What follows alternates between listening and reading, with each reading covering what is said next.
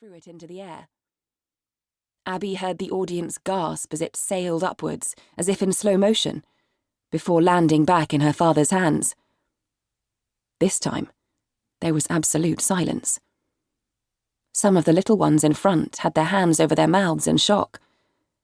And then, with a broadening smile, Dad showed them the empty box. Ta-da had disappeared. There came some proper applause this time, and Abby could just about make out little Mike looking pleased. Abby's shoulders relaxed as she watched Dad hit his stride. "Now," he said.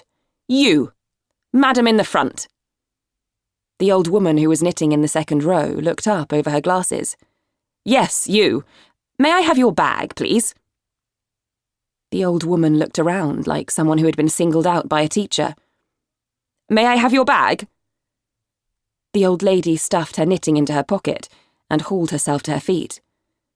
She picked up her bag and walked through the gaggle of children on the floor, who parted like the Red Sea with her every step. They watched her as she handed her bag to Dad. Dad took it and thanked her, before waving his magic wand over the bag and reaching in. First, he took out a small flask of tea. The old lady blushed at that, but Abby couldn't blame her. The prices they charged for a cup of tea around here were extortionate.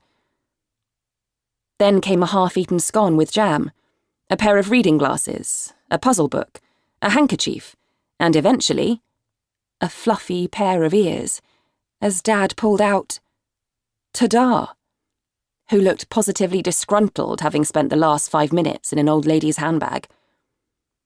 The old woman gasped, and the crowd started to clap enthusiastically. There were even a few cheers. "And now for the grand finale," he announced. The audience was starting to eat out of Dad's hands by now, and Abby could see that he was feeding off the energy. When a show was going well, her dad would glow. It was like he transformed somehow into the great Ronaldo. Not Dad, not the one who made her food or told her to do her homework, but a black silk cape-wearing, red-ribboned, top-hat-doffing magician. Dad grinned at the audience as he placed Ta-da gently back in the box and replaced the lid. Then he swirled the magic wand around as if stirring some kind of mystical soup. "This rabbit will take flight. It will become at one with the air," he announced. This was the hardest bit of the routine. Abby knew that. Dad knew that. All kinds of things could go wrong, and had gone wrong in practice.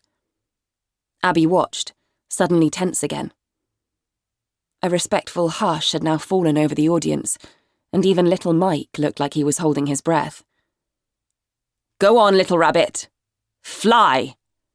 Dad shouted at last, flicking his wand upwards dramatically. Suddenly, there was a green and red flash and a bang loud enough to blow your granny's socks off. Then came the smoke. Abby's heart beat painfully as she watched. The bang was supposed to happen, the flash too, but then the lid was supposed to come off the box. It was supposed to come off, but it looked as if it was jammed shut. It was then that the box started to move, jittering about on the table back and forth. Abby looked on as her dad started to panic.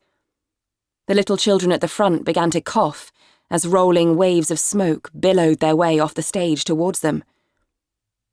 Dad tried again. "Go, little rabbit! Fly!" he shouted, waving his wand in the air. Abby's heart sank. She could hardly see him now. The smoke cylinder had gone haywire and was spewing thick, choking smoke. There was some jeering from the crowd. The box was bouncing, up and down, as Dad fought to prise the lid off. Some of the littlest children were crying, and the knitting lady was holding her handkerchief to her mouth. "What's wrong with this thing?" she heard Dad's strangled voice say as he wrestled with the box. Then, eventually, he managed to prise the lid off, and as he did, 6 pigeons burst from the box in a blind panic, feathers flying everywhere as they wheeled about in the smoke, disorientated. The boos were getting louder now, and Abby could see Dad trying to whistle to the pigeons to calm them down. Most magicians used doves, but since they were so